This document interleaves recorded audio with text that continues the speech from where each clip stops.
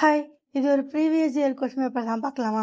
If the length of a rectangle is decreased by 10%, then the rectangle becomes a square of side 50 cm. Then find the total area of 9 such rectangles and 4 such squares. So இப்போது ஒரு rectangle இருக்குது, ஓகேவா? So இதோட லென்த்தை மட்டும் 10% குறைச்சா இது என்னவாயிடுதாம்மா? Square ஆயிடுதாம்மா. ரெக்டாங்கிள்லேருந்து square ஆயிடுதான். இந்த ஸ்கொயரோட சைடு வந்து 50 சென்டிமீட்டர்.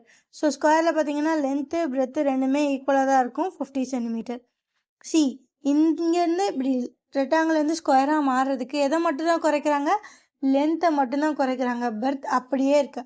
ஸோ அப்போ பிரெத்து எவ்வளவா இருக்கும் ஸ்கொயருக்கு, அப்படி ரெக்டாங்கிளுக்கு அப்படின்னா 50 சென்டிமீட்டராக தான் இருக்கும். ஸோ இப்போ லென்த்தை கண்டுபிடிக்கலாமா? லென்த் இன்ட்டு 10% குறைச்சிட்டாங்க. 100 - 10 90 டிவைட் பை 100 தான் என்னவா இருக்க போகுது? இந்த 50 சென்டிமீட்டர் இருக்க போகுது, ஓகேவா? ஓகே. ஸோ அப்போது ஏன் அப்படி எடுத்துக்கணும்னு கிளியராக இருக்கு இல்லையா? ஏன்னா இந்த லென்த்தை குறைச்சதுக்கப்புறம் தான் இதோட சைடு வந்து 50 மாறிச்சு. அதுதான் இங்கே ஸ்கொயரோட சைடாக இருக்கும். ஒரு ரெக்டாங்கிளை ஸ்கொயராக மாற்றுறாங்க, பிரெத்தை அப்படியே வச்சுக்கிறாங்க. அதனால நம்ம ரெண்டுமே 50 சென்டிமீட்டர் எடுத்துகிறோம். லென்த்தை தான் குறைக்கிறாங்க, அதுதான் 50 சென்டிமீட்டர், ஓகேவா? ஸோ 0 0 கேன்சல் ஆகிடும். So L = 5 × 100 divided by 9. அப்போது 500/9 சென்டிமீட்டர் அப்படியே வச்சுக்கோங்க, எதுவுமே பண்ண வேண்டாம். ஸோ இப்போ ரெக்டாங்கிள் ஸ்கொயர். ஸோ ஸ்கொயரோட சைடு எவ்வளோ? 50 சென்டிமீட்டர். ரெக்டாங்கிளோட லென்த் எவ்வளோ? 500/9 சென்டிமீட்டர். பிரெத் எவ்வளோ? 50 சென்டிமீட்டர், ஓகேவா? சரி, இப்போ நம்ம என்ன கண்டுபிடிக்கணும்? Total area of 9 such rectangles and 4 such squares. So இதே மாதிரி 9 ரெக்டாங்கிள், இதே மாதிரி 4 ஸ்கொயர் பார்க்கலாமா? So first area of rectangle பார்க்கலாம். ஃபார்முலா என்ன? Length into breadth. ஸோ எனக்கு எத்தனை ரெக்டாங்கிளோட ஏரியா வேணும்? 9 rectangles. So into 9. So length என்ன? 500/9, பிரெத்து 50 இன்ட்டு 9 ரெக்டாங்கிள்ஸ்னால 9 9 கேன்சல் ஆகிடும்.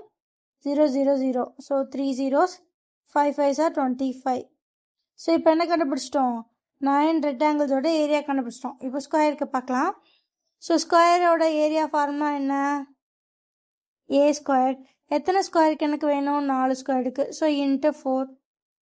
ஸோ ஏ எவ்வளோ? 50. 50 ஸ்கொயர்டு இன்ட்டு 4. ஸோ 5 ஸ்கொயர்னா 25. 0 பவர் 2 வந்துச்சுன்னா 2 தடவை 0 போடணும். ஸோ இல்லை 50 ஸ்கொயர்னு நீங்கள் எடுத்துக்கிட்டாலும் 2500 வந்துடும். இன்ட்டு 4. ஸோ அப்போ 25 × 4 100. அப்புறம் இந்த 2 0. ஓகே. ஸோ 4 ஸ்கொயரோட ஏரியா 10,000. 9 ரெக்டாங்கிளோட ஏரியா 25,000. ரெண்டே ஆட் பண்ணலாமா? ஸோ 25,000 + 10,000 = 35,000.